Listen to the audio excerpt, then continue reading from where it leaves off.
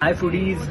So परवा मी सिद्धिविनायक मंदिरमध्ये गेलेलो पप्पाचं दर्शन घ्यायला आणि सिद्धिविनायक मंदिरच्या बाहेर जसं मी निघालो तिथे एक आजोबा होते.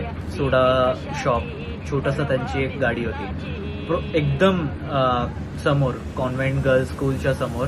मी मॅपचं लोकेशन पण मार्क करणार आहे तिथे.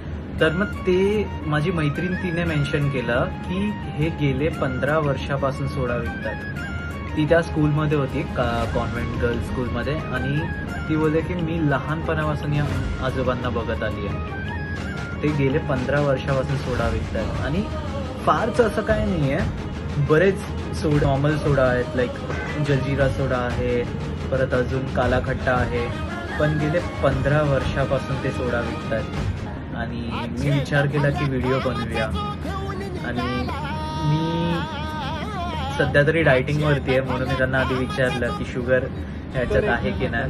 युजली सोडा मी अवॉइड करतो, पण गेले 15 वर्षापासून ते बोलतात ना, एक नाही बोललो तरी एक लेजेंडरी स्पॉट आपण बोलू शकतो आता त्यांना. तर मग नक्की तुम्ही कधी बाप्पाचं दर्शन घ्यायला सिद्धिविनायकला जाल तर नक्की त्या आजोबांना भेटा. तर त्यांचा सोडा तुम्ही नक्की ट्राय करा, त्यांना मदत करा आणि टू सपोर्ट इट.